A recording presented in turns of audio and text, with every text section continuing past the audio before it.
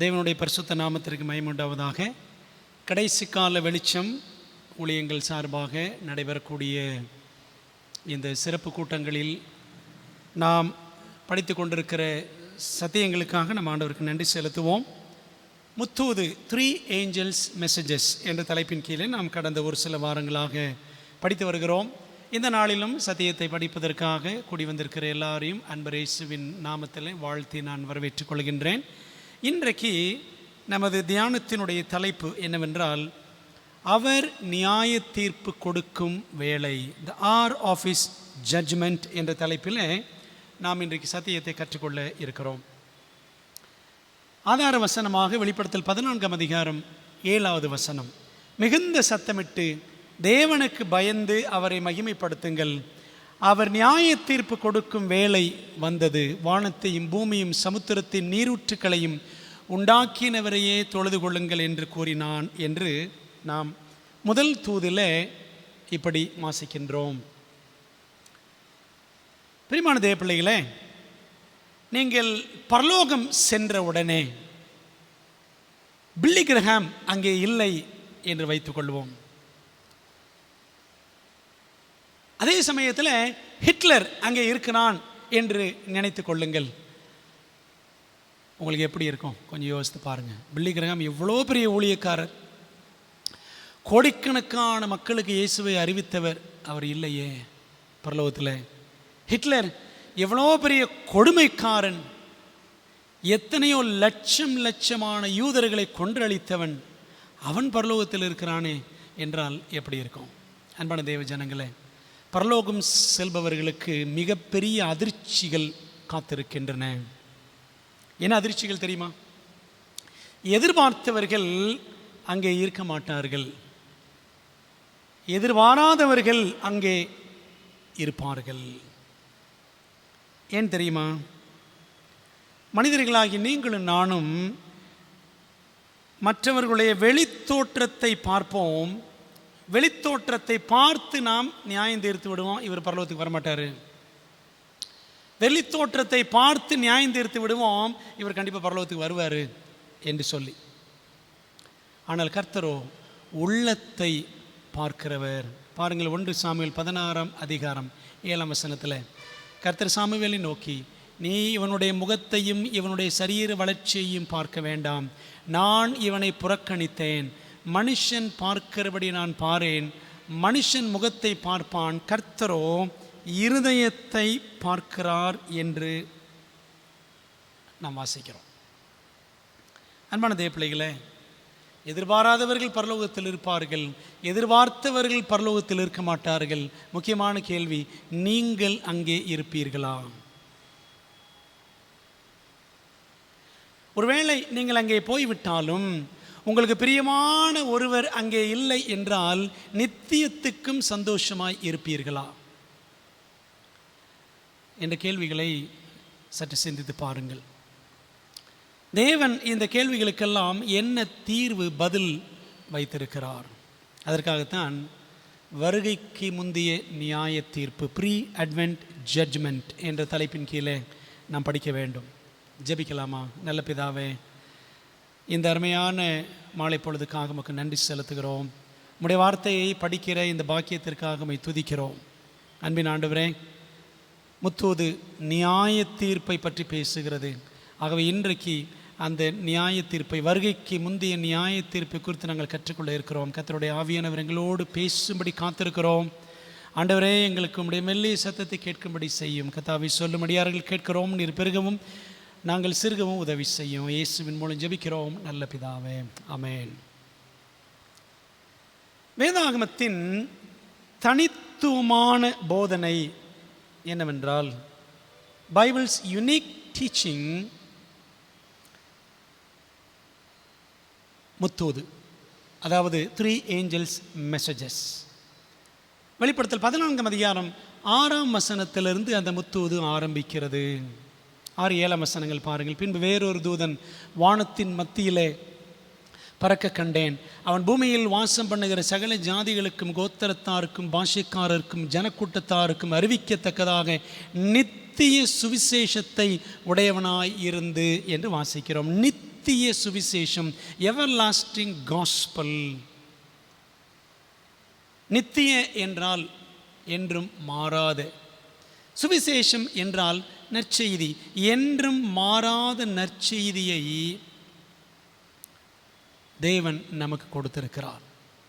அந்த என்று மாறாத நற்செய்திக்குள்ளே நியாய தீர்ப்பு என்ற மாறாத நற்செய்தியும் அடங்கி இருக்கிறது. நியாய தீர்ப்பு என்னும் மாறாத நற்செய்தி, அவர் நியாய தீர்ப்பு கொடுக்கும் வேளை வந்தது. அன்பான தேவ பிள்ளைகளே, அப்போது இந்த வசனங்கள் படி நாம் பார்த்தால் good news is God's judgment. அவருடைய நியாய தீர்ப்பு இருக்கிறதே, அது நமக்கு நற்செய்தி என்று நாம் புரிந்து கொள்ள வேண்டும். இந்த என்றும் மாறாத நற்செய்தியை போதிப்பதற்காகத்தான் தேவன் என்ன செய்தார் என்று சொன்னால், இந்த உலகத்தில் செவன்த் டே அட்வென்டிஸ்ட் திருச்சபையை எழுப்பினார். எப்பொழுது என்றால் 1860 வருஷத்தில் செவன்த் டே அட்வென்டிஸ்ட் திருச்சபை உருவானது. எப்படி உருவானது?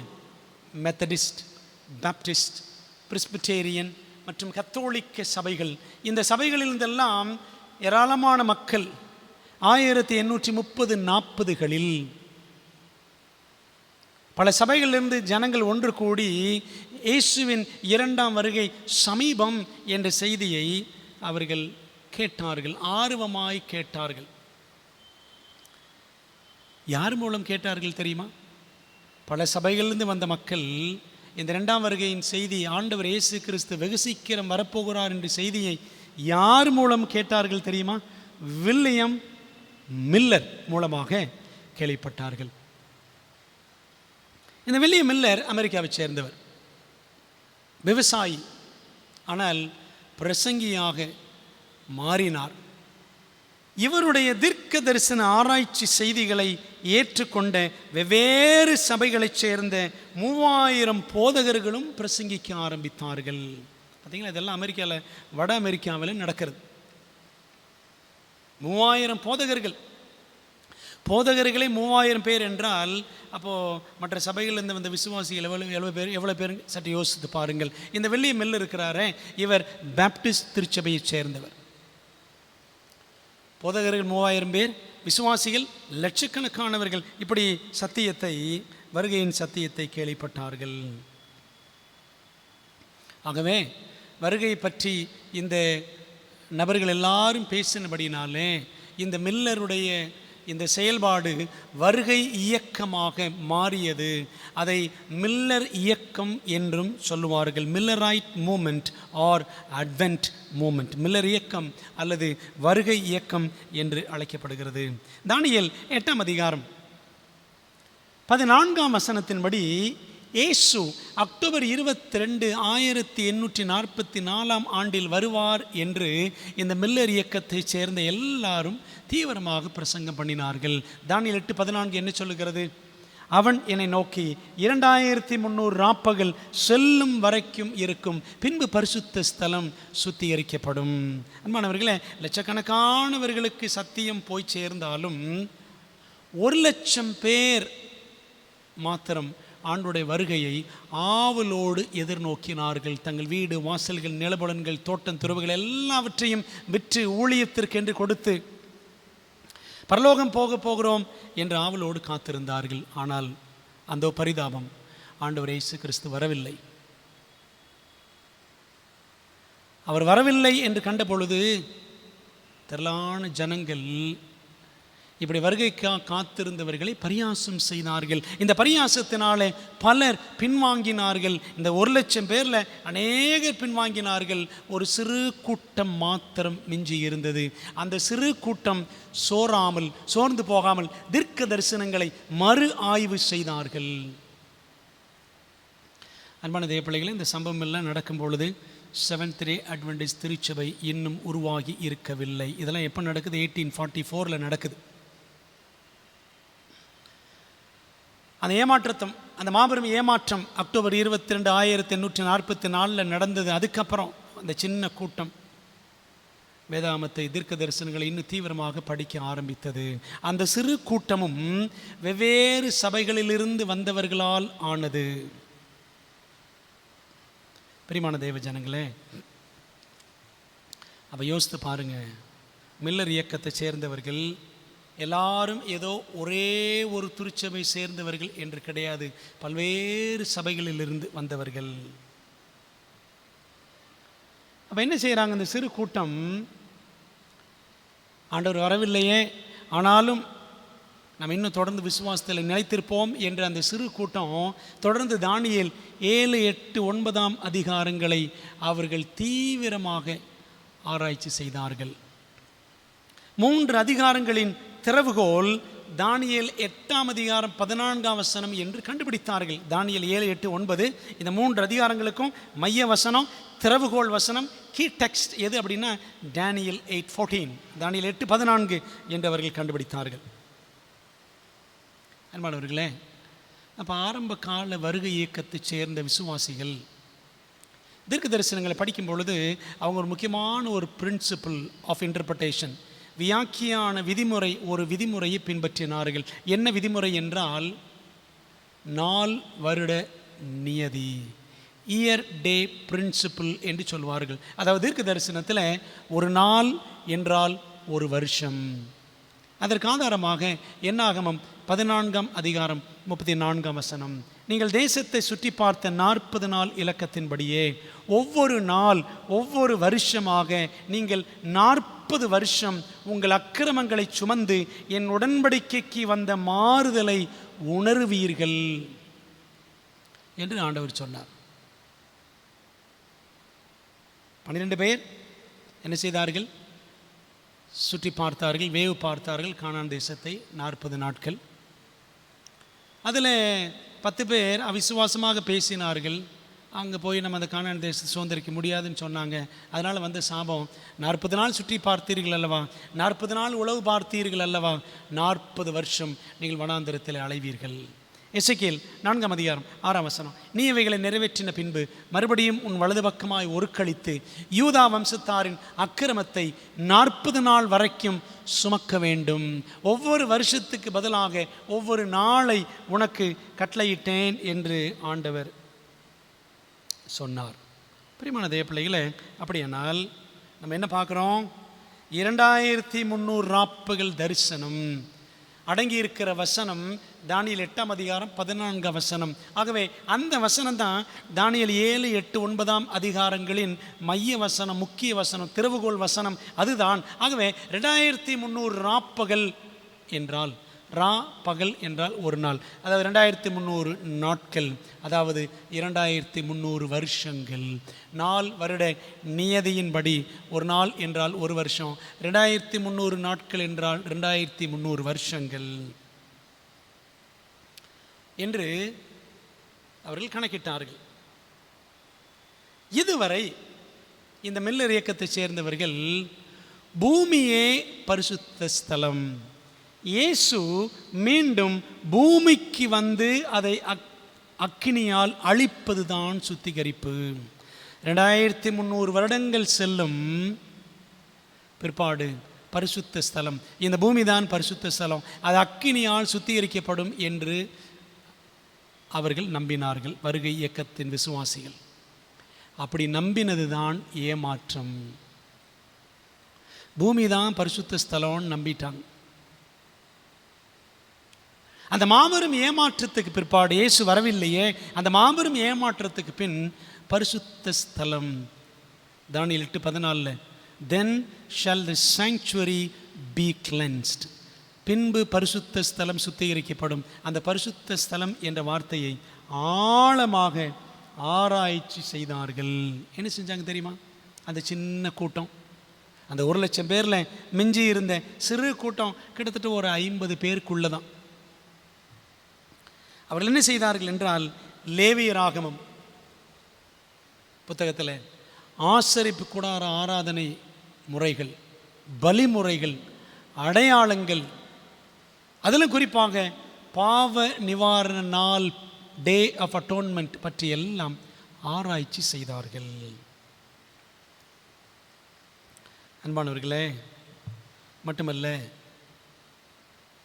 புதிய ஏற்பாட்டில் எபிரேயர் நிருபத்தையும் புக் ஆஃப் ஹீப்ரூஸ் அதையும் ஆராய்ந்து இயேசுவை பிரதான ஆசாரியராகவும் கண்டார்கள். சரிங்களா? வெளிப்படுத்தல் 14 அதிகாரம் 7 வசனத்தில் என்ன சொல்லியிருக்கு? அவர் நியாய தீர்ப்பு கொடுக்கும் வேளை வந்தது. அந்த மாபெரும் ஏமாற்றத்துக்கு முன்பாக வெளிப்படுத்தல் 14 அதிகாரம் 6 மற்றும் 7 வசனங்களை தான் எல்லா இடங்களிலும் மில்லர் இயக்கத்தினர், வருகை இயக்கத்தினர் முழங்கினார்கள். அவர் நியாய தீர்ப்பு கொடுக்கும் வேளை வந்தது. ஆகவே வெளிப்படுத்தல் 14:7 வசனத்தில் நியாய தீர்ப்பு குறித்த புதிய வெளிச்சத்தையும் அவர்கள் பெற்றார்கள். அன்பான தேவ பிள்ளைகளே, அவர் நியாய தீர்ப்பு கொடுக்கும் வேளை வந்தது. The hour of his judgment is come என்று இந்த ஆசரிப்பு கூடார உண்மைகள் எல்லாவற்றையும் பழைய ஏற்பாட்டிலிருந்தும், அதாவது லேவியராமத்திலிருந்தும், புதிய ஏற்பாட்டில் எபிரேயரிலிருந்தும், எபிரேயர் புத்தகத்திலிருந்தும் படித்த பொழுது அவர் நியாய தீர்ப்பு கொடுக்கும் வேளை வந்துவிட்டது என்று அவர்கள் கண்டுபிடித்தார்கள். தேவன் அவர்களுக்கு கற்றுக் கொடுத்தார். நீங்கள் பைபிளில் பாருங்களேன், அவங்க என்னெல்லாம் ஆராய்ஞ்சு பார்த்தாங்க அப்படின்னா, பிரசங்கி 3 அதிகாரம் 17 வசனத்தை வாசித்து பார்த்தால் சாலமன் சொல்கிறாரு, சன்மார்க்கரையும் துன்மார்க்கரையும் நியாயந்தீர்க்கும் காலம் இனி இருக்கிறபடியால் அப்படின்னு வாசிக்கிறோம். அப்போ அப்படி ஒரு நியாய தீர்ப்பு காலம் இனிமே தான் இருக்கு. God shall judge, ஆண்டவர் நியாயந்தீர்ப்பார் அப்படின்றத இனிமே நடக்கும் என்று சாலமன் ஞானி எழுதுகிறார். இது பழைய ஏற்பாட்டில். புதிய ஏற்பாட்டுக்கு வந்தால் அப்போஸ்தலர் 17 அதிகாரம் 31 வசனத்தில் பாருங்க, பவுல் சொல்லுகிறார், மேலும் ஒரு நாளை குறித்திருக்கிறார், அதில் அவர் தாம் நியமித்த மனுஷனை கொண்டு பூலோகத்தை நீதியாய் நியாயம் தீர்ப்பார் என்று வாசிக்கிறோம். Because he hath appointed a day in the which he will judge the world in righteousness. God has appointed a day. தேவன் ஒரு நாளை குறித்திருக்கிறார், நியமித்திருக்கிறார் நியாய தீர்ப்புக்கென்று. பார்த்தீங்களா? நியாய தீர்ப்பு காலம் இனிமேல் வரும் அப்படின்னு சாலமன் சொல்கிறாரு. அதுக்குன்னு ஒரு நாளை குறித்திருக்கிறார் என்று பவுல் சொல்லுகிறார். இதே பவுல் அப்போஸ்தலர் 24:25 வசனத்தில் என்ன சொல்கிறார் பாருங்களேன். ஃபெலிக்ஸ் என்ற தேசாதிபதிக்கு முன்பாக பவுல் நின்றிருந்த பொழுது அவர் பிரசங்கம் பண்ணினார். பவுல் என்ன சொன்னார் பாருங்க, அவன் நீதியையும் இச்சை அடக்கத்தையும் இனிவரும் நியாய தீர்ப்பையும் குறித்து பேசினான். and as he reasoned of righteousness, temperance and judgment to come. இனி வரும் நியாய தீர்ப்பு வர இருக்கிறது. ஒரு நாளை குறித்திருக்கிறார் அப்படின்னு பவுல் சொன்னார். தொடர்ந்து சொல்றாரு, இனி வரும் நியாய தீர்ப்பு அடுத்து வரப்போகுது என்று சொல்லுகிறார். அப்போ பாருங்க, 1ஆம் நூற்றாண்டிலேயே பவுல் நியாய தீர்ப்பை குறித்து நிச்சயமாக திட்டவட்டமாக பேசியிருக்கிறார். அப்போஸ்தலர்களிலே கடைசி வரை இருந்த, கிட்டத்தட்ட கிபி 100 வரைக்கும் இருந்த அப்போஸ்தலன் யோவான், அவர் தான் எழுதுகிறார். வெளிப்படுத்தின விசேஷம் 14:7 சொல்கிறாரு, அவர் நியாய தீர்ப்பு கொடுக்கும் வேளை வந்தது. the hour of his judgment is come என்று எழுதுகிறார். அன்பான தேவ ஜனங்களே, அப்படியானால் அக்டோபர் 22, 1844 இயேசுவின் பரலோக ஊழியத்தில் ஏற்பட்ட மாற்றத்தை வெளிப்பாடாகவும் வருகை இயக்க விசுவாசிகள் பெற்றுக்கொண்டார்கள். என்ன நினைச்சாங்க?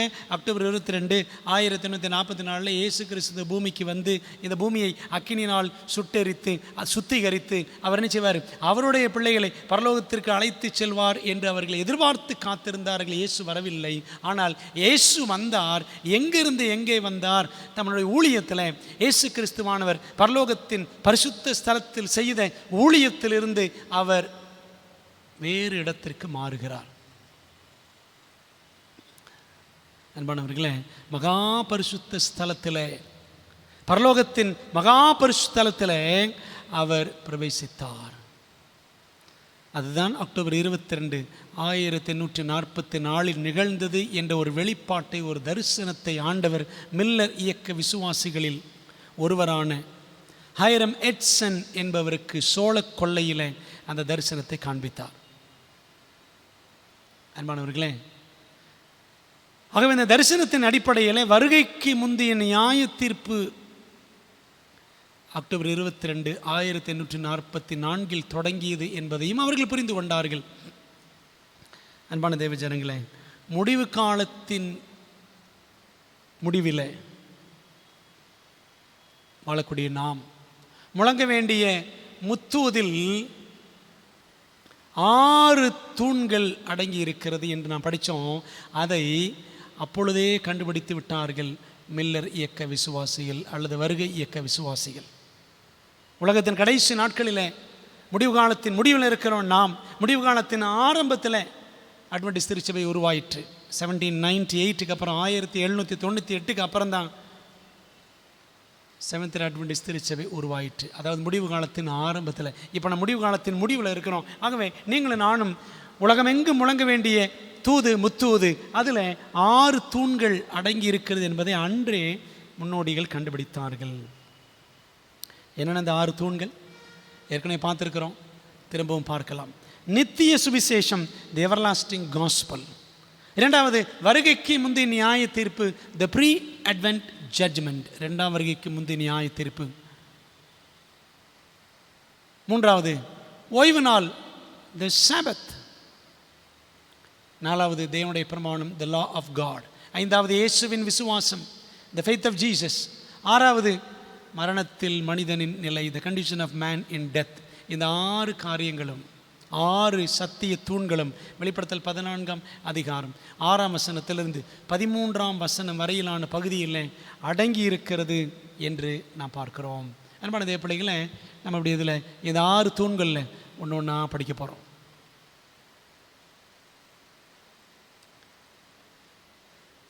இன்றைக்கு நியாய தீர்ப்பு குறித்து படித்து கொண்டிருக்கிறோம்.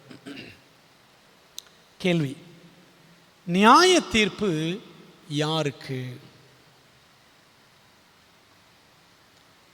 நியாய தீர்ப்பில் புஸ்தகங்கள் திறக்கப்பட்டன அப்படின்னு வாசிக்கிறோம், சரிதானே?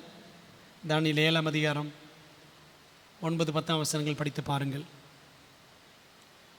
வெளிப்படுத்தல் 20ஆம் அதிகாரம் 12ஆம் வசனம் படித்து பாருங்கள். இதெல்லாம் படித்து பார்த்தீங்கன்னா நியாய தீர்ப்பிலே புஸ்தகங்கள் பரலோகத்தில் இருக்கின்றன அப்படின்னு பார்க்குறோம். தேவனுக்கு புத்தகங்கள் தேவையா? தேவனுக்கு புத்தகங்களும் தேவையில்லை. ஒவ்வொரு நபரையும் அவரது பெயரையும் உற்று பார்த்து முடிவை தீர்மானிக்க பற்பல ஆண்டுகளும் அவருக்கு தேவையில்லை. ஆண்டவருக்கு புத்தகங்களும் தேவையில்லை, ஆண்டுகளும் தேவையில்லை. ஆனாலும் அவர் எல்லாவற்றையும் நிதானமாய் நீதியாய் நியாயம் தீர்க்கிறார். கேள்வி: நியாய தீர்ப்பு யாருக்கு என்று நாம் பார்த்தோம். இந்த கேள்விக்கு நாம் 3 பதில்களை விடையாக காணப்போகிறோம் வேதாமத்தின் அடிப்படையில். முதலாவது, யாருக்காக நியாய தீர்ப்பு என்றால் நமக்காக, ஃபார் அஸ். இப்போது பரலோகத்தில் ஒரு நியாய தீர்ப்பு நடந்து கொண்டிருக்கிறது. இது கேட்க ஆச்சரியமாக இருக்கிறதா? வெளிப்படுத்தல் 22ஆம் அதிகாரம் 12ஆம் வசனத்தை பாருங்க. இதோ சீக்கிரமாய் வருகிறேன், இயேசு சொல்லுகிறார். அவனவனுடைய கிரியைகளின்படி அவனவனுக்கு நான் அளிக்கும் பலன் என்னோட கூட வருகிறது. ஆண்டவர் சொல்றாரு, சீக்கிரமாய் நான் வருகிறேன். 2ஆம் வருகை. நான் வரும்பொழுது அவனவனுடைய கிரியைகள், செயல்களின்படி அவனவனுக்கு நான் அளிக்கும் பலன் என்னோட கூட வருகிறது. யார் யார் இந்த உலகத்தில் என்னென்ன செஞ்சோம், எப்படி வாழ்ந்தோம் என்பதெல்லாம் ஆண்டவர் தீர்மானித்தால்தான், வருகைக்கு முன்பாக அவர் தீர்மானித்து விட்டால்தான் பலனை கொண்டு வர முடியும். யார் யாருக்கு என்ன பலன், நித்திய ஜீவனா, நித்திய அழிவா அப்படின்றது அவர் வரும்போது கொண்டு வர்றாருன்னு சொன்னால் அப்போ என்ன அர்த்தங்க? நியாய தீர்ப்பு வருகைக்கு முன்பாக முடிந்து விடுகிறது என்று பொருள். பெரியமான தேவ பிள்ளைகளே, இந்த நியாய தீர்ப்பு தான் இப்பொழுது பரலோகத்தில் நடைபெற்று கொண்டிருக்கிறது. இந்த நியாய தீர்ப்பில் நீங்களும் நானும் நேரடியாக பரலோகத்தில் இருக்க போகிறது இல்லை. அப்படி நாம் இல்லாவிட்டாலும் தேவனுடைய நீதியான நியாய தீர்ப்புகளை புத்தகங்களில் நாம் கண்கூடாக காண்போம். நம்ம எதிர்பார்த்தவர்கள் எல்லாம் பரலோகத்தில் இருக்க மாட்டார்கள். நம்ம எதிர்பாராதவர்கள் எல்லாரும் அங்கே இருப்பார்கள். எப்படி இதெல்லாம் அப்படி நம்ம கேள்வி வரோம். அப்போ ஆண்டவர் புஸ்தகங்கள் எல்லாவற்றையும் காண்பிப்பார். அந்த புஸ்தகங்களை பார்த்து இது எப்போ 1000 வருட அரசாட்சியின் சமயத்தில், 2ஆம் வருகைக்கு பிற்பாடு 1000 வருஷம் பரலோகத்தில் அரசாட்சி நடக்கிற வேளையில் பரிசுத்தவான்கள் என்ன செய்வாங்கன்னா எல்லா ரெக்கார்ட்ஸையும் பார்ப்பாங்க. வெளிப்படுத்தல் 15:3 வாசிக்கிறோம், அவர்கள் தேவனுடைய ஊழியக்காரனாகிய மோசேயின் பாட்டையும் ஆட்டுக்குட்டியானவருடைய பாட்டையும் பாடி, சர்வ வல்லமையுள்ள தேவனாய கர்த்தாவே, தேவரீருடைய கிரியைகள் மகத்துவமும் ஆச்சரியமுமானவைகள். அந்த பதிவேடுகள் எல்லாம் பார்த்துட்டு, தேவரீருடைய கிரியைகள் மகத்துவமும் ஆச்சரியமுமானவைகள் கர்த்தாவே, பரிசுத்தவான்களின் ராஜாவே, தேவரீருடைய வழிகள் நீதியும் சத்தியமுமானவைகள் என்று அறிக்கையிடுவார்கள் ஆண்டுடைய பிள்ளைகள். எப்போ? அந்த 1000 வருட அரசாட்சியின் சமயத்தில் பரலோகத்தில். நியாய தீர்ப்பு யாருக்கு? நமக்காக. ஏன் அவங்க வரல, இவங்க வரல என்று நமக்கு கேள்விகள் எழும்போம். ஆகவே நம் நிமித்தமாக தேவன் அந்த நியாய தீர்ப்பை பரலோகத்தில் நிகழ்த்துகிறார். அப்போது நீங்களும் நானும் பரலோகத்துக்கு போகணும். தேவ கிருபையினாலே அது சாத்தியமாகும். இயேசுவை சார்ந்து வாழ்ந்தால் அந்த பாக்கியம் நமக்கு உண்டாகும். ஆக பரலோகத்தில் இப்பொழுது நடந்து கொண்டிருக்கிற நியாய தீர்ப்பு நமக்காக. நம்மையும் ஆண்டவர் நியாயம் தீர்க்கிறார் நம்முடைய கிரியைகளின் அடிப்படையில். 2வது நியாய தீர்ப்பு யாருக்கு? குற்றஞ்சாட்டுபவனுக்காக, ஃபார் த ப்ராசிக்யூட்டர். யார் குற்றஞ்சாட்டுகிறவன்? வசனம் சொல்லுது, வெளிப்படுத்தல் 12:10 பாருங்க. அப்பொழுது வானத்தில் ஒரு பெரிய சத்தம் உண்டாகி, இப்பொழுது ரட்சிப்பும் வல்லமையும் நமது தேவனுடைய ராஜ்யமும் அவருடைய கிறிஸ்துவின் அதிகாரமும் உண்டாயிருக்கிறது. இரவும் பகலும் நம்முடைய தேவனுக்கு முன்பாக நம்முடைய சகோதரர் மேல் குற்றம் சுமத்தும் பொருட்டு அவர்கள் மேல் குற்றஞ்சாட்டுகிறவன் தாழ தள்ளப்பட்டு போனான். யார்? சாத்தான். இரவும் பகலும் தேவனுக்கு முன்பாக நம்முடைய சகோதரர் மேல். சகோதரனை யாருங்க? இயேசுவை விசுவாசிக்கிற நீங்களும் நானும். நம்மேல் குற்றம் சுமத்துவதற்கு இவன் என்ன செய்கிறானா? ராவும் பகலும் வேலை செய்கிறான் சாத்தான். அன்பான தேவ ஜனங்களே, இப்படி அவன் குற்றஞ்சாட்டுகிற வேலையை சாத்தான் செய்து கொண்டு வருகிறான். ஆனாலும் கடைசியில் அவனும் மண்டியிட்டு தேவனுடைய நீதியையும் நியாயத்தையும் அண்ட சராசரத்தின் முன் அறிக்கை செய்வான். சரிதானே? எப்போ நடக்குதுன்னா 3ஆம் வருகையில், 3ஆம் வருகைக்கு பிற்பாடு சாத்தானும் அவனுடைய தூதர்களும் பாவிகள் துன்மார்க்கர் யாவரும் என்ன செய்வாங்க? முழங்கால் படியிட்டு. பிலிப்பியர் 2ஆம் அதிகாரம் 9-11 வசனங்கள் பாருங்களேன். அதனால் தேவன் எல்லாவற்றிற்கும் மேலாக அவரை உயர்த்தி, இயேசுவை உயர்த்தினார். பிதாவாகிய தேவன் உயர்த்துவார். இயேசுவின் நாமத்தில் வானோர் பூதலத்தோர் பூமியின் கீழானோருடைய முழங்கால் யாவும் முடங்கும் படிக்கும். யாரு? சாத்தானு சேர்த்து, துன்மார்க்கர், பாவிகள், விழுந்து போன தூதர்கள் எல்லாரும் சேர்த்து எல்லாரும் முழங்காலும் முடங்கும். பிதாவாகிய தேவனுக்கு மகிமையாக இயேசு கிறிஸ்து கர்த்தர் என்று நாவுகள் யாவும் அறிக்கை பண்ணும்படிக்கும் எல்லா நாமத்திற்கும் மேலான நாமத்தை அவருக்கு, இயேசுவுக்கு பிதாவானவர் தந்தருளினார், அப்படின்னு பார்க்குறோம். பிரியமான தேவ பிள்ளைகளே, ஆண்டவர் இயேசு கிறிஸ்து அவர்தான் மெய்யான தெய்வம். அவர்தான் நம்முடைய இரட்சகர், மீட்பர். அவருக்கு விரோதமாக கலகம் செய்தோமே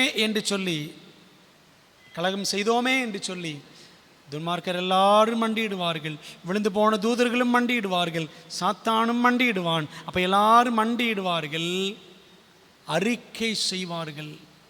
என்ன அறிக்கை செய்வாங்க? இயேசு கிறிஸ்துவே கர்த்தர், Jesus Christ is the Lord என்று அறிக்கை செய்வார்கள். பிரியமான தேவ பிள்ளைகளே, அந்த குற்றஞ்சாட்டுபவன் அவன் என்னெல்லாம் குற்றஞ்சாட்டுகிறான்? அவன் கிறிஸ்துவை குறித்தும் குற்றம் சாட்டுகிறவன். ஆண்டவர் இயேசு கிறிஸ்துவை அவர் நல்லவர் கிடையாது, அவர் நீதி உள்ளவர் கிடையாது, சரிதானே, சர்வாதிகாரி, ஏதோ 10 கட்டளை கொடுத்துட்டு இப்படித்தான் இருக்குன்னு அப்படித்தான் இருக்குன்னு அப்படிலாம் சொல்கிறாரு என்றெல்லாம் தேவன் மீது அவன் குற்றம் சுமத்துகிறவன். பரலோகத்திலிருந்து என்ன அநியாயமாக தள்ளி விட்டார் பரலோகத்திலிருந்து என்றெல்லாம் அவன் குற்றம் சாட்டுகிறவன், சரிதானே. கிறிஸ்துவின் மீதே அவன் குற்றம் சாட்டுகிறவன். கிறிஸ்தவர்களாகிய நீங்களும் நானும் எம்மாத்திரம். அன்பான தேவ பிள்ளைகளே, ஆகவே இந்த நியாய தீர்ப்பு யாருக்காகனா குற்றஞ்சாட்டுபவனுக்காக. அவன் குற்றச்சாட்டுகள் எல்லாம் பொய். இயேசு கிறிஸ்து விரோதமாக அவன் குற்றச்சாட்டுகளை வைத்திருக்கிறான். ஆனால் பாருங்க, கடைசியில் அவனே முழங்கால் படியிட்டு இயேசு கிறிஸ்து கர்த்தர் என்று அவனை அறிக்கையிடுவான். இதெல்லாம் எப்போ? நியாய தீர்ப்பின் முடிவில். அன்பான தேவ ஜனங்களே, அப்போ இப்போ ஒரு நியாய தீர்ப்பு நடந்துட்டுருக்கு. வருகைக்கு முந்தைய நியாய தீர்ப்பு, ப்ரீ அட்வென்ட் ஜட்ஜ்மெண்ட் அல்லது இன்வெஸ்டிகேட்டிவ் ஜட்ஜ்மெண்ட், நுட்ப நியாய விசாரணை என்று சொல்லுவார்கள். தேவனுடைய பிள்ளைகளுக்காக மட்டும், இயேசுவை விசுவாசிக்கிற எல்லாருக்காக. பிற்பாடு 2ஆம் வருகைக்கு பிறகு பரலோகத்தில் 1000 வருட அரசாட்சியின் சமயத்தில் மில்லேனியல் ஜட்ஜ்மெண்ட், 1000 வருட அரசாட்சியின் போதான நியாய தீர்ப்பு. ஏன் அவங்க வரல, இவங்க வரல என்றெல்லாம் ஆராய்ச்சி செய்வோம். 1 கொரிந்தியர் 6ஆம் அதிகாரம் 2-3 வசனங்களை படித்து பாருங்கள். அது 2வது நியாய தீர்ப்பு, 2ஆம் வருகைக்கு பிற்பாடு. அந்த 1000 ஆண்டுகளுக்கு அப்புறம் 3ஆம் வருகை நடக்கும். 3ஆம் வருகையின் பொழுது கடைசியில் ஒரு நியாய தீர்ப்பு இருக்கும். அந்த நியாய தீர்ப்பு முன்பாகத்தான் சாத்தான் கூட முழங்கால் படியிடுவான். அவன் தூதர்கள் எல்லாரும், பாவிகள் எல்லாரும் மண்டியிட்டு இயேசுவே கர்த்தர் என்று அறிக்கை செய்வார்கள். பிற்பாடு வானத்திலிருந்து அக்கினி இறங்கி சாத்தானையும் அவனுடைய தூதர்களையும் துன்மார்க்கர் எல்லாரையும் பட்சித்து போடும் என்று வெளிப்படுத்தல் 20ஆம் அதிகாரம் 7, 8, 9 வசனங்களை படித்து பாருங்கள். அதான் கடைசி நியாய தீர்ப்பு. அதுக்கு பேர் தண்டனை நிறைவேற்றும் நியாய தீர்ப்பு, எக்ஸிக்யூட்டிவ் ஜட்ஜ்மெண்ட். சாத்தானையும் அவன் தூதர்களையும் துன்மார்க்கர் எல்லாரையும் தேவன் அழிப்பார். அதான் 3வது கடைசி நியாய தீர்ப்பு. அன்பான தேவ ஜனங்களே, சகோதரர் மேல் குற்றஞ்சாட்டுகிறவன் இந்த சாத்தான், அவன் என்ன செய்யறான்? கிறிஸ்துவின் மீதும் குற்றஞ்சாட்டினான் அப்படின்னு பார்த்தோம். அப்போ நியாய தீர்ப்பு யாருக்காக? 3வது பாருங்க, தேவனுக்காக, ஃபார் காட் ஹிம்செல்ஃப். தேவனுக்காகவும் இந்த நியாய தீர்ப்பு அவசியம். வெளிப்படுத்த 14:7 வாசிக்கிறோம், அவர் நியாய தீர்ப்பு கொடுக்கும் வேளை வந்தது. the hour of his judgment is come. அதாவது இதை எப்படி தமிழில் போட்டிருக்குன்னா, அவர் நியாய தீர்ப்பு கொடுக்கும் வேலை. உண்மையில சொல்ல போனால் அவருக்கு நியாய தீர்ப்பு கொடுக்கும் வேலை, தேவனுக்கு நியாய தீர்ப்பை கொடுக்கும் வேலை, அவருடைய நியாய தீர்ப்பின் வேலை வந்தது என்று நாம் புரிந்து கொள்ள வேண்டும். பிரியமான தேவ ஜனங்களே, சகோதரர் மேல் குற்றஞ்சாட்டுகிற சாத்தான் நமது மூத்த சகோதரரான இயேசுவின் மேலும் ஏற்கனவே குற்றஞ்சாட்டியுள்ளான். உங்களுக்கு நான் சொன்னேன்ல, பரலோகத்தில் அவன் இருந்தான், லூசிஃபர். அவன் கலகம் பண்ணினான், தானும் தெய்வத்துக்கு சமமாக வேண்டும் என்று நினைத்தான். ஏசாயா 14ஆம் அதிகாரம் 13, 14 வசனங்களை படித்து பாருங்க. நான் வானத்துக்கு ஏறுவேன், உன்னதமானவருக்கு ஒப்பாவேன். அவனுக்கும் ஆசை, இயேசு கிறிஸ்துவ எல்லாரும் வணங்குறாங்களே, என்னை வணங்கணும்.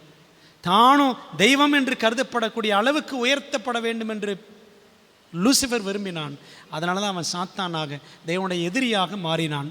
சாத்தான் என்றால் தேவனின் எதிரி என்று அர்த்தம் எபிரேய பாஷையில், சரிதானே. அதாங்க அவன் பண்ண கலகம். அவனுக்குள்ள பெருமை வந்து விட்டது. எசேக்கியேல் 28ஆம் அதிகாரம் 11ஆம் வசனத்திலிருந்து 18ஆம் வசனம் வரைக்கும் படிச்சு பாருங்க. அதான் அவன் செய்த கலகம், அதான் அவனோட குற்றச்சாட்டு. தேவனுக்கு எதிராக குற்றஞ்சாட்டினான், காலங்காலமாக குற்றஞ்சாட்டியும் வருகிறான். அப்படியானால் தேவனுடைய நீதி விளங்கியாக வேண்டும், அது முடிவிலே விளங்கும். ரோமர் 3ஆம் அதிகாரம் 4ஆம் வசனம் பாருங்க. அப்படியாக்க மாட்டாது, நீர் உம்முடைய வசனங்களில் நீதிபரராய் விளங்கவும் உம்முடைய நியாயம் விசாரிக்கப்படும் போது வெற்றி அடையவும் இப்படி ஆயிற்று. பார்த்தீங்களா? அப்போ நியாய தீர்ப்பில் தேவனும் இயேசுவும் வெற்றி பெற வேண்டும். உம்முடைய நியாயம் விசாரிக்கப்படும் பொழுது, அப்போ பாருங்கள், இப்போ நியாய தீர்ப்பு நடக்குதே, யாருடைய நியாயம் விசாரிக்கப்படுகிறது? தேவனுடைய நியாயம் விசாரிக்கப்படுகிறது. சாத்தான் இப்படியெல்லாம் கிறிஸ்துவுக்கு எதிராக குற்றஞ்சாட்டுகிறான். தேவன் தமக்கென்று தம்முடைய ஜனங்களை வைத்து அவர்கள் மூலமாக தேவன் எவ்வளவு அன்புள்ளவர், இரக்கம் உள்ளவர், நீதி உள்ளவர் என்பதை தேவ ஜனத்தின் வழியாக, உங்கள் மூலமாக, என் மூலமாக நாம் நிரூபித்து காட்ட வேண்டும் என்று தேவன் நம்மிடத்தில் எதிர்பார்க்கிறார். அதற்கான பலனை அவர் நமக்கு கொடுக்கும் ஆயத்தமாக இருக்கிறார். சாத்தான் என்ன செய்தான்? ஆதாம் ஏவாளை பாவத்தில் தள்ளினான். மனுக்குலத்தை ஆண்டோடைய கற்பனைகளின் வழியிலே நடக்க விடாதபடி தடுத்தான், கெடுத்தான். சரிதானே? அப்போ மனிதர்கள் யாருமே ஆண்டோடைய கட்டளைகளை கடைபிடிக்கவே முடியாது என்ற ஒரு குற்றச்சாட்டை அவன் கொண்டு வருகிறான். இன்னைக்கு அப்படி தானே சொல்றாங்க சபைகளில். என்ன சொல்றாங்க? 10 கட்டளை தேவையில்லை, அதெல்லாம் கடைபிடிக்க முடியாது, அப்படித்தானே சொல்றாங்க. பிரியமானவர்களே, 10 கட்டளைகள் தேவனுடைய குணலட்சணத்தின் வெளிப்பாடு என்பதை மறந்து விடாதீர்கள். ஆகவே உம்முடைய நியாயம் விசாரிக்கப்படும் போது ஆண்டவர் வெற்றி அடைய வேண்டும். நியாய தீர்ப்பு யாருக்காக? தேவனுக்காக. அது முடிவில்லை, தேவனுடைய நீதி விளங்கும். அன்பான தேவ ஜனங்களே, அப்படியானால் வருகைக்கு முந்தைய நியாய தீர்ப்பு ஒன்று இப்பொழுது பரலோகத்தில் நடைபெற்று கொண்டிருக்கிறது என்பது தானியேல் 7, 8, 9ஆம் அதிகாரங்களின் சத்தியம். அந்த தானியேல் 7, 8, 9ஆம் அதிகாரங்களின் மைய சத்தியமே, முக்கியமான கருப்பொருளே என்னவென்றால் பரலோகத்திலே இப்பொழுது நடந்து கொண்டிருக்கிற நியாய தீர்ப்பு.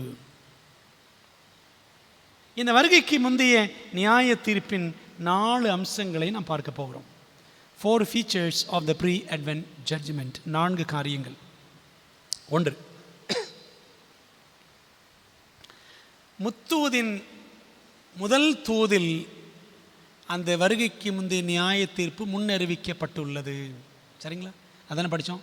வெளிப்படுத்தல் 14:7 தேவனுக்கு பயந்தவர் அவரை மகிமைப்படுத்துங்கள், அவர் நியாய தீர்ப்பு கொடுக்கும் வேளை வந்தது.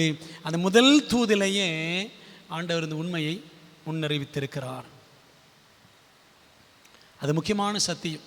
ஆகவேதான் அது வெளியாகமத்தின் வெளிப்படுத்தலின் நடு மையத்தில் முதல் தூதிலேயே முன்வைக்கப்பட்டுள்ளது.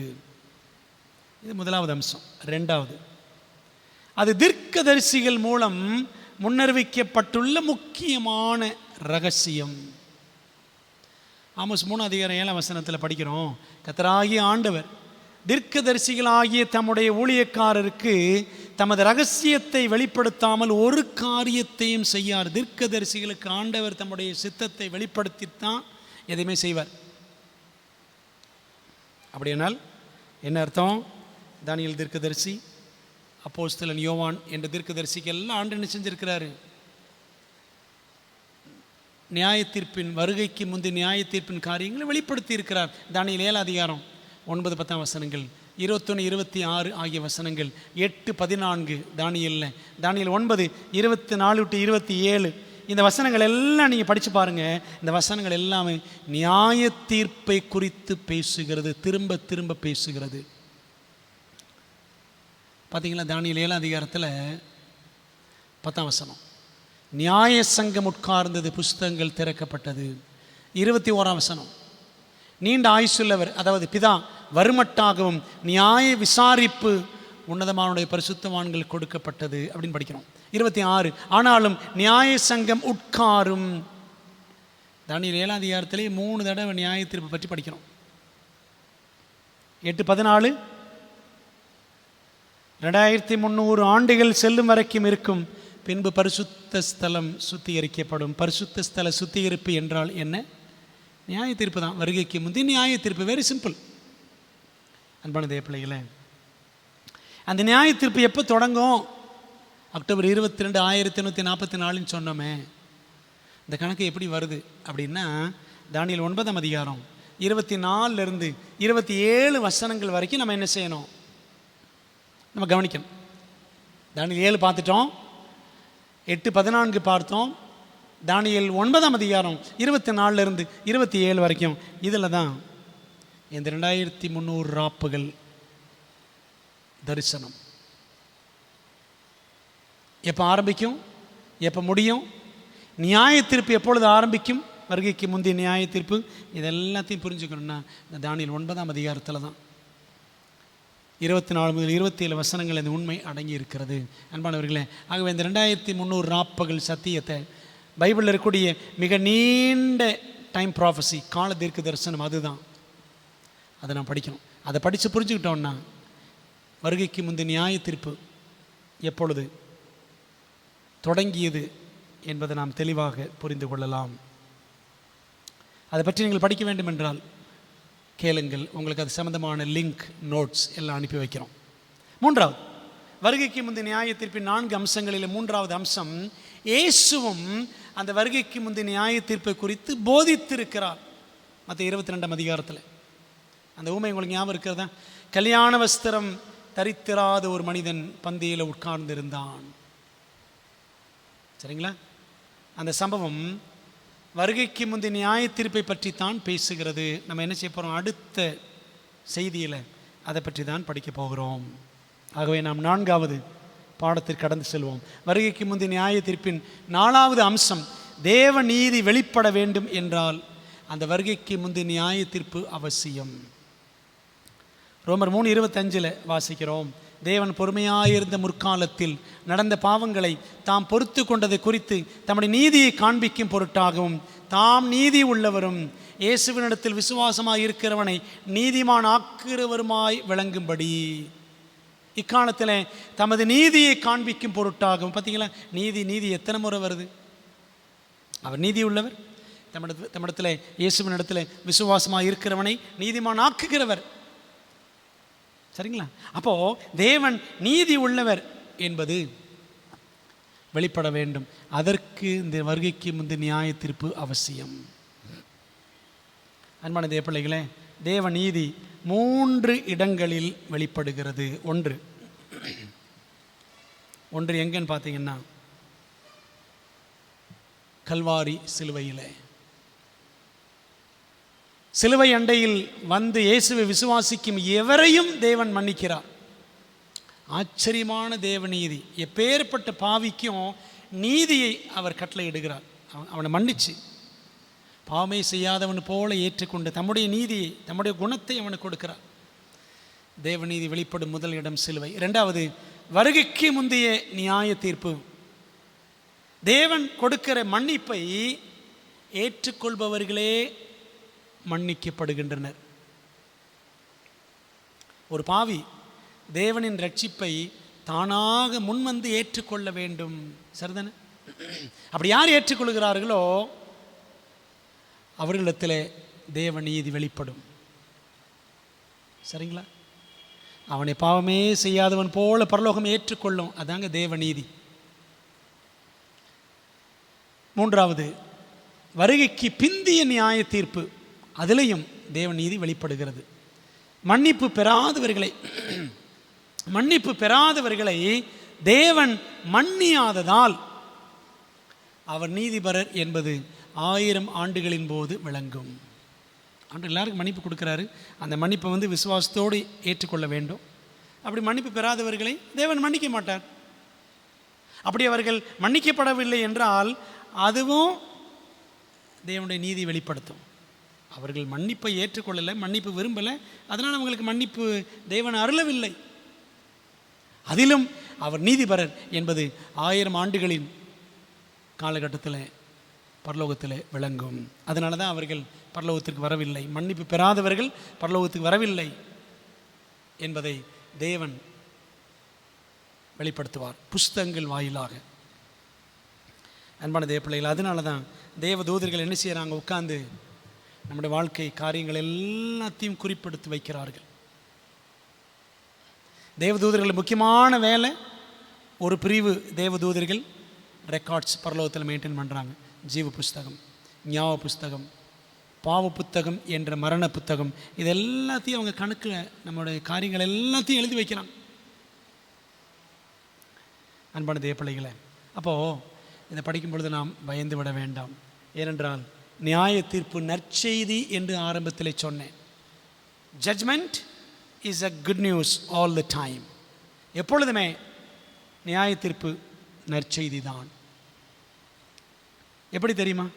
3 காரியங்கள் சொல்லி முடிக்கிறேன். முதலாவது, தேவன் நம்மை அறிவு ஜீவிகளாகவே நடத்துகிறார். God treats us as intelligent beings.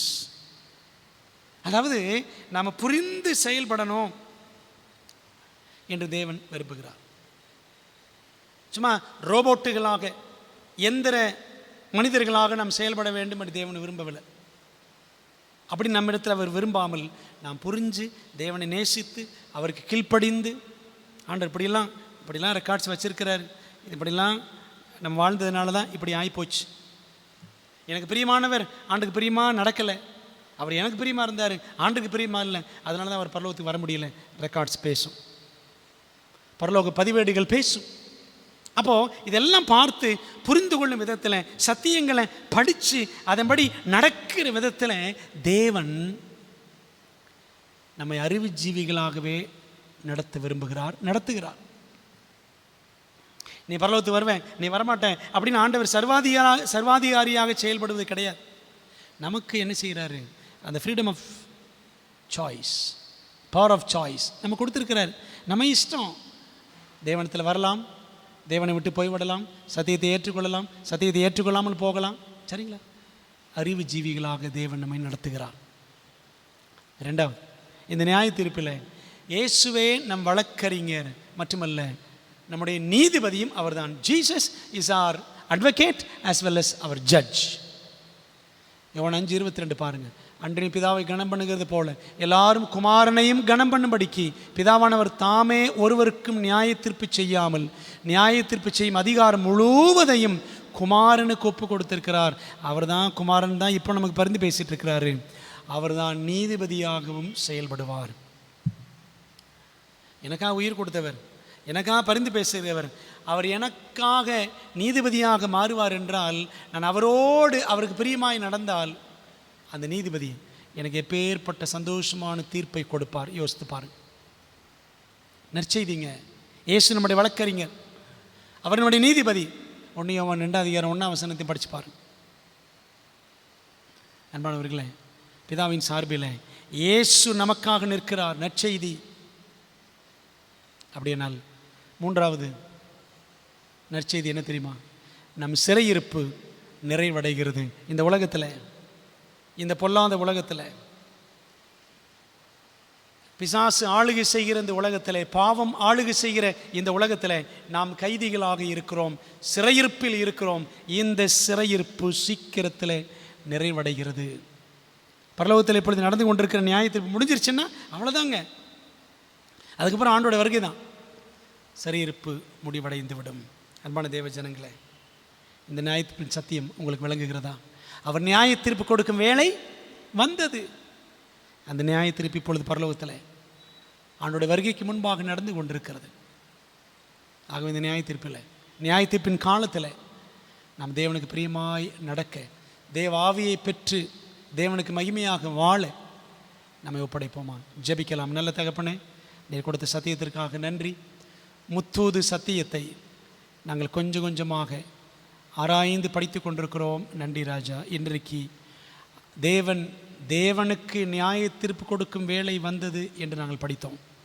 கர்த்தாவே, நியாய தீர்ப்பின் காலத்தில் வாழக்கூடிய நாங்கள் எங்களுக்கே பிரியமாய் நடவாமல் தேவனுக்கு பிரியமாய் நடக்க எங்களுக்கு உதவி செய்யும். சத்தியத்தை கேட்கிற எல்லாரையும் ஆசீர்வதியும். இந்த சத்தியம் அநேருக்கு போய் சேரட்டும். சத்தியத்தை சத்தியமாய் உள்ளதை உள்ளபடி மக்கள் கற்றுக்கொள்ளத்தக்கதாக அவர்கள் கண்களை திறந்தள்ளும். எங்கள் ஜெபத்தை ஏற்றுக்கொள்ளும். இது அந்த ஜெபத்தில் வியாகுலத்தோடு, கஷ்டத்தோடு, பாடுகளோடு, போராட்டங்களோடு யாராவது இணைந்திருந்தால் அவர்களுக்கு ஆறுதலும் சமாதானத்தை கொடுத்து ஆண்டவர் ஆசீர்வதிப்பீராக. இயேசுவின் நாமத்தில் ஜெபிக்கிறோம் நல்ல பிதாவே, ஆமென். என் ஆத்துமாவே கர்த்தரை ஸ்தோத்திரி, என் முழு உள்ளமையோட பரிசுத்த நாமத்தை ஸ்தோத்திரி. என் ஆத்துமாவே கர்த்தரை ஸ்தோத்திரி, அவர் செய்த சகல உபகாரங்களையும் மறவாதே. ஆமென். நம்முடைய கர்த்தராக இருக்கிற இயேசு கிறிஸ்துவின் கிருபையும் பிதாவாகிய தேவனுடைய அன்பும் ஆவியானவரின் ஐக்கியமும் ஆசீர்வாதமும் தேவதூதர்களின் காவலும் வழி நடத்துதலும் நம்ம எல்லாரோடும் இன்றும் என்றும் சதா காலங்களிலும் தங்கியிருப்பதாக. ஆமென். பிரியமானவர்களே, தேவன் உங்களை ஆசீர்வதிப்பாராக. ஆமென்.